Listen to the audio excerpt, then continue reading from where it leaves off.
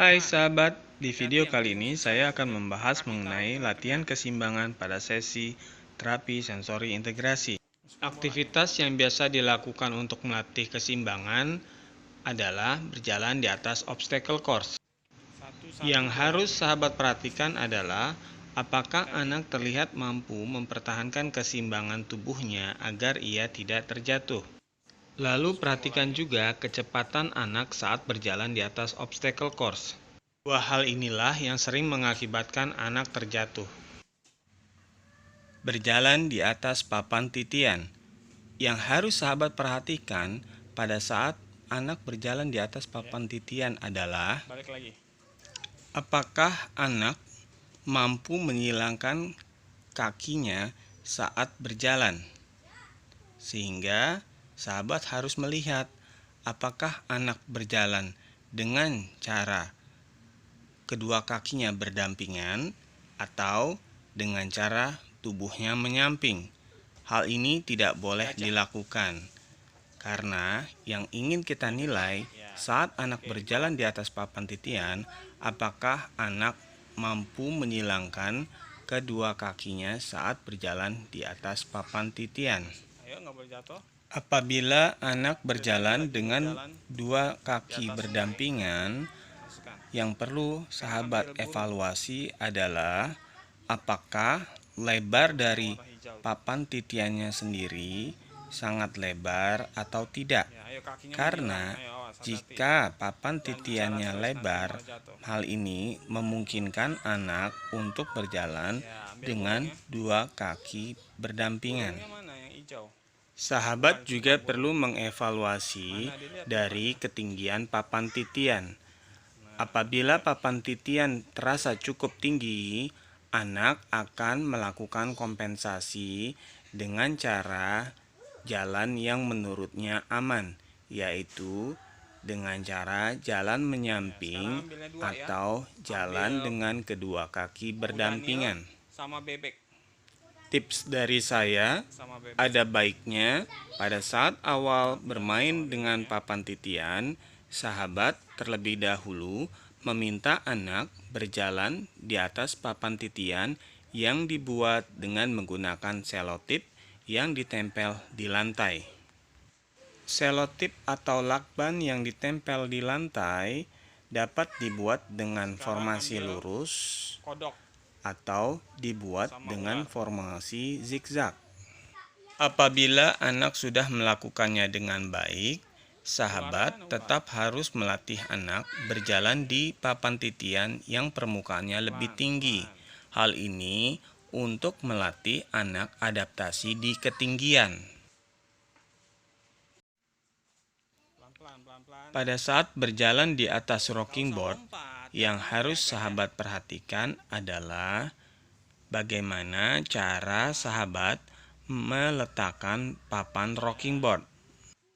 Dengan meletakkan rocking board seperti ini, yang sahabat akan latih adalah bagaimana anak mampu beradaptasi akibat goyangan yang datangnya dari arah depan dan belakang. Agar lebih menarik, sahabat bisa meminta anak untuk mengambil objek-objek yang sahabat letakkan di ujung salah satu sisi dari rocking board. Sehingga ketika sahabat meminta anak untuk mengulang-ulang dari satu sisi ke ujung sisi yang lainnya, anak merasa ada aktivitas yang ia lakukan. Apabila rocking board dibuat dengan posisi seperti ini, arah gerak dari rocking board akan berubah. Yang tadinya depan belakang, saat ini rocking board bergerak ke arah kanan dan kiri. Sehingga yang ingin kita latih dengan penempatan rocking board seperti ini adalah anak mampu beradaptasi terhadap arah goyangan atau gerakan yang datang dari arah samping kanan dan samping kiri. Banyak sahabat sering melupakan tentang posisi peletakan rocking board seperti ini. Ia merasa satu sisi penempatan rocking board saja sudah cukup. Padahal tidak, karena kita bisa melatih dengan menempatkan dua posisi rocking board yang berbeda, sehingga menghasilkan challenge atau stimulasi yang berbeda pula. Ambil beruang yang pakai topi hitam sama ular naga.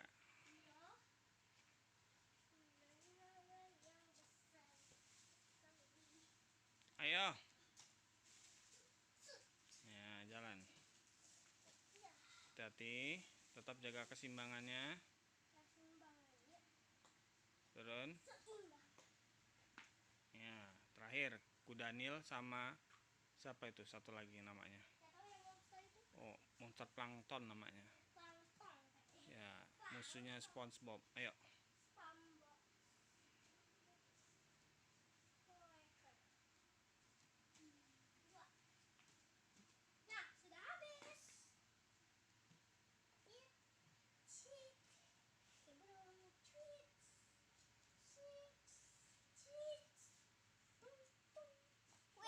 Sebelum melanjutkan menonton, jangan lupa untuk subscribe channel YouTube Rumah Sensori agar tidak ketinggalan video-video edukasi lainnya. Dan jangan lupa like, komen, dan share video ini agar lebih banyak lagi yang bisa belajar bersama dengan kita. Terima kasih. Permainan berikutnya adalah melompat dengan menggunakan jumping ball. Di permainan ini yang harus sahabat perhatikan adalah bagaimana tubuh mampu menyeimbangkan agar tidak jatuh. Lalu, seberapa cepat anak melompat. Aktivitas melompat dengan satu kaki. Yang harus sahabat perhatikan adalah apakah pada saat lompat anak tetap bisa mempertahankan lututnya dalam posisi lurus. Sahabat juga harus memperhatikan apakah tubuh tetap berada pada posisi lurus. Aktivitas berjalan di atas ban. Yang harus sahabat perhatikan ketika berjalan di atas ban adalah apakah anak mampu memposisikan atau menempatkan kakinya pada bidang di atas ban dengan benar. Lalu perhatikan juga apakah anak mampu mempertahankan tubuhnya agar tetap tegak pada saat ia bergerak terombang-ambing ke kanan, ke kiri, ke atas, dan ke bawah akibat dari daya lentur dari ban di bawah kakinya. Permainan ini terlihat jauh lebih sulit dari permainan-permainan sebelumnya. Hal ini dikarenakan adanya efek goyang seperti per pada permukaan ban yang diinjak. Semakin cepat anak berjalan di atas ban atau semakin ia banyak bergerak di atas ban, maka goyangan akan terasa lebih kuat.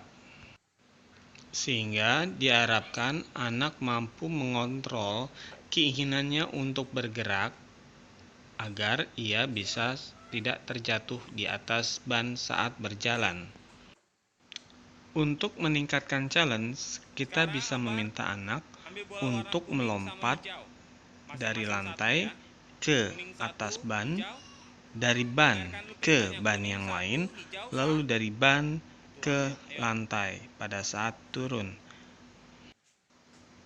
Pada saat kaki mendarat di atas permukaan ban, ketika anak melompat, ban akan terlihat lebih bergoyang sehingga mengakibatkan kesulitan untuk tubuh mempertahankan keseimbangannya. Semakin anak terlihat terburu-buru saat melompat, maka anak akan dipaksa untuk mempertahankan keseimbangan tubuhnya menjadi lebih kuat lagi. Biasanya kita melakukan aktivitas meronce, anak akan duduk di lantai atau di kursi. Tetapi jika kita ingin melatih keseimbangan duduk anak, kita bisa meminta anak untuk melakukan aktivitas meronce sambil ia duduk di atas bola. Yang harus sahabat perhatikan adalah pemilihan tinggi bola yang pas untuk anak. Pada saat duduk, kaki bagian atas dan kaki bagian bawah harus membentuk sudut 90 derajat. Apabila sudah terjadi seperti itu, maka itulah tinggi bola yang pas untuk anak. Di aktivitas permainan ini, anak akan dilatih untuk mempertahankan keseimbangan badannya, terutama pada saat anak berusaha untuk meraih manik-manik yang diletakkan di lantai. Untuk meningkatkan challenge, kita bisa meletakkan manik-manik yang lebih jauh dari bola. Berikutnya adalah aktivitas berdiri di atas bola. Selain bola, alat yang kita ingin gunakan adalah ban bekas. Ban bekas mobil digunakan untuk menahan bola agar bola tidak bergerak. Bola diletakkan di tengah-tengah dari ban bekas mobil. Lalu, minta anak untuk naik ke atas bola. Anak harus mampu menahan keinginan geraknya, karena semakin ia banyak bergerak di atas bola, maka goyangan akan terasa lebih kencang lagi. Demikianlah video dari saya, semoga bisa bermanfaat. Terima kasih. Jalan dengan menggunakan enggrang, selain melatih keseimbangan, juga dapat melatih koordinasi antara kaki dan tangan bekerja secara bersamaan. Demikian video dari saya, semoga bisa bermanfaat untuk Anda. Terima kasih.